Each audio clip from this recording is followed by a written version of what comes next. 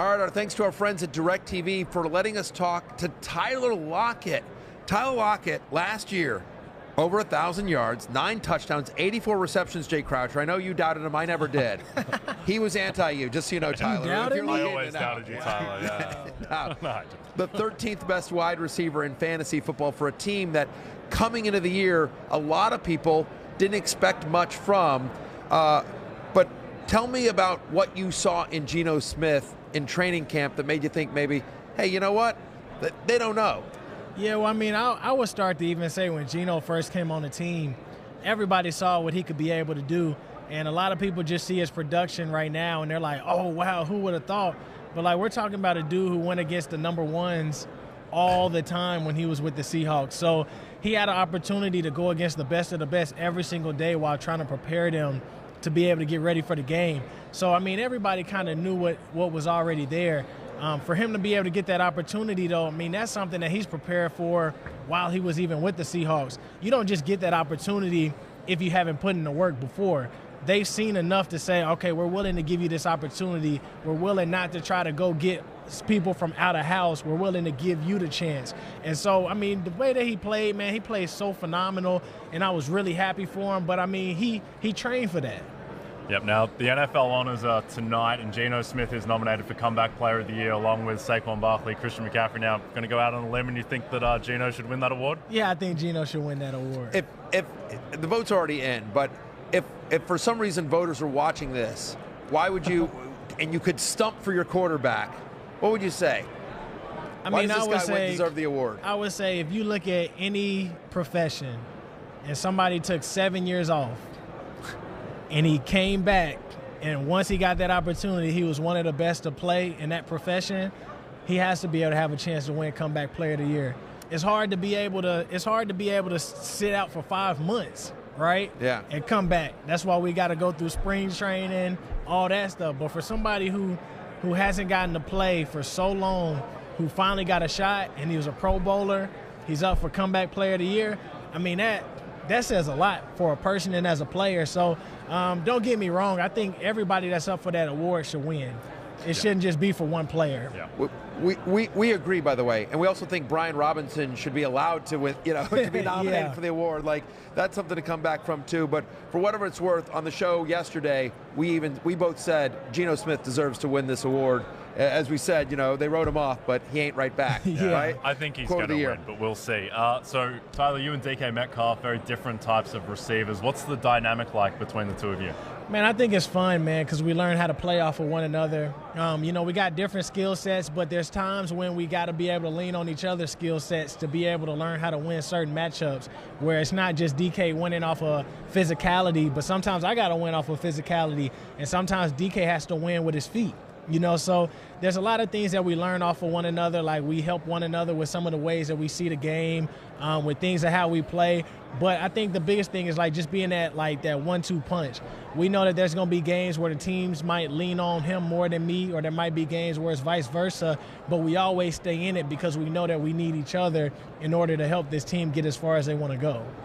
Tyler, you are the only wide receiver in the NFL with 8 receiving touchdowns in 5 straight years. You're the only guy that can say that. You've had 4 straight 1,000-yard seasons. Talk to me about your consistency. What's weird is I think most people just sort of glance and say, Tyler Lockett, he's a deep threat, right? And obviously you are. That's a part of your game.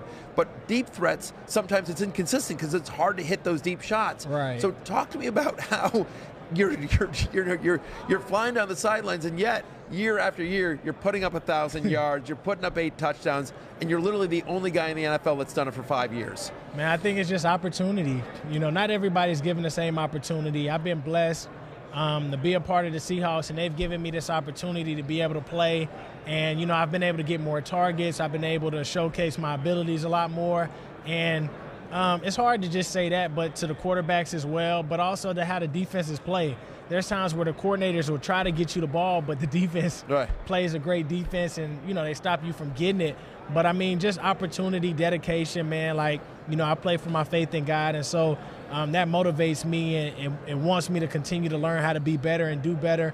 But I'm learning that it's not just about stats. Like, the stats tell a story, but it's really your impact that really tells the true story about who you are as a person and what you bring to a team.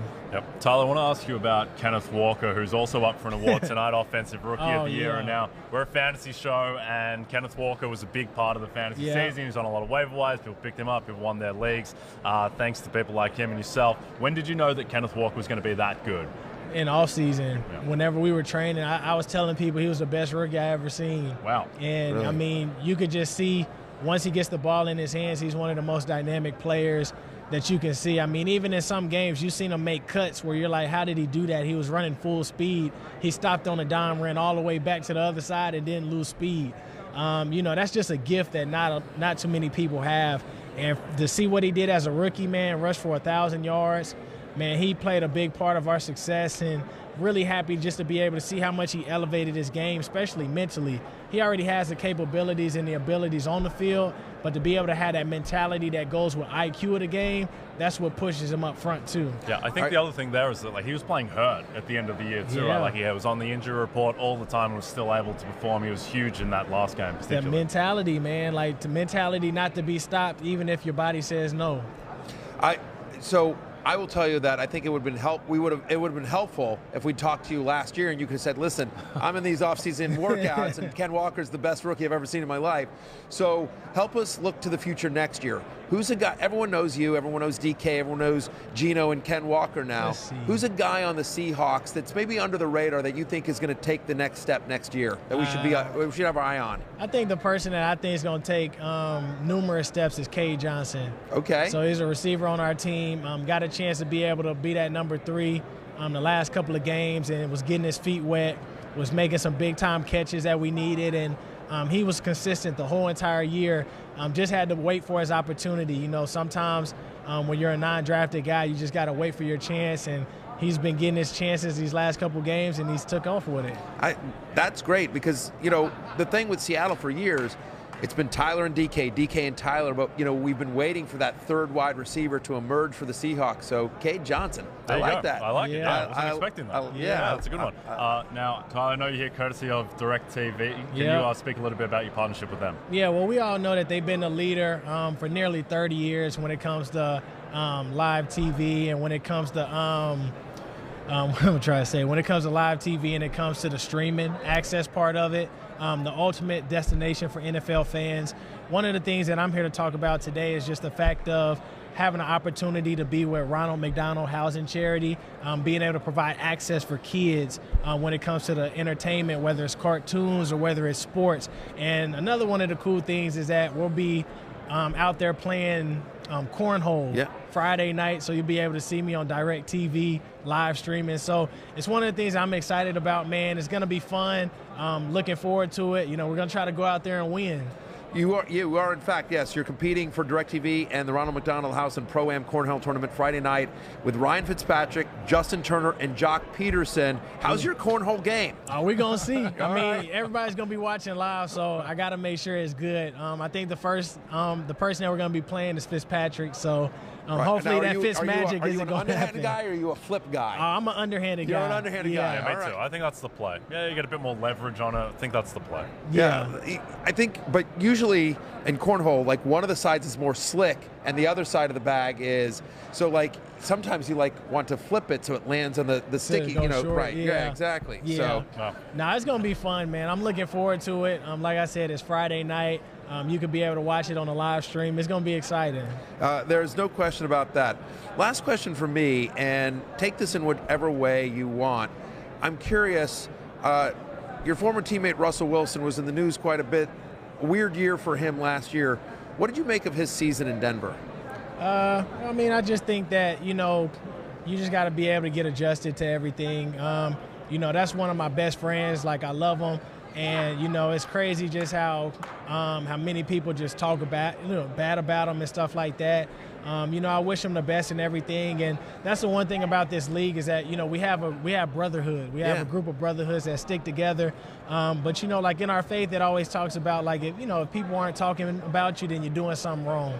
And so, I think Russ is going to continue to let his light shine, continue to be that leader that we all know that he could be. I mean, he's done so much for us. Like, the dynamic of who he is on the field and off the field. And so I think, like, you know, it takes time for other people to really see it. But, I mean, you don't really miss a good thing until it's gone. And, I mean, you know, we've missed him as a brother. We missed him as a player. And now we see, you know, that he's with another team. But, you know, it might take time for them to be able to see, like, everything that he brings to the table, because he's the ultimate competitor. Like, he's going to – every time you have an opportunity and a chance to win, he's gonna give you that chance to be able to win. We've seen it day in and day out. The Green Bay game, we always talked about it when it was like 4 interceptions and he still led the team down to be able to win and take them to the Super Bowl. Like, that's the Russ that we know, and that's the Russ that we'll continue to know, because he's that caliber of player each and every game. And so, you know, I just wish him all the best this next upcoming year and stuff like that, and that's forever going to be my brother. Yeah, which is awesome, by the way. We actually said on the show this week when it was announced that Sean Payton was officially named coach for the Denver Broncos, we are officially, as a show, we're on a big bounce back year for Russell Wilson. So anyway, listen, Tyler, continued success to you both in real life and in fantasy, and especially in cornhole on Friday night. Bring home the title for DirecTV. Thanks so much. Everyone's going to watch that on live stream. And I love that you guys are raising money for the Ronald McDonald House Charities, which is just an unbelievable charity. Yes, sir. Continued success to you, my friend. Thank you. Hey, it's Matthew Berry from NBC Sports and RotoWorld.com. Just want to thank you so much for watching what you just watched, or at least being too lazy to click out of it after the autoplay just kept it going. So either way, thank you so much for just letting it scroll by your screen. And now I'd like to ask you respectfully, please subscribe to the NFL on NBC YouTube channel for the latest NFL news, fantasy headlines from RotoWorld, and betting analysis from NBC Sports Edge.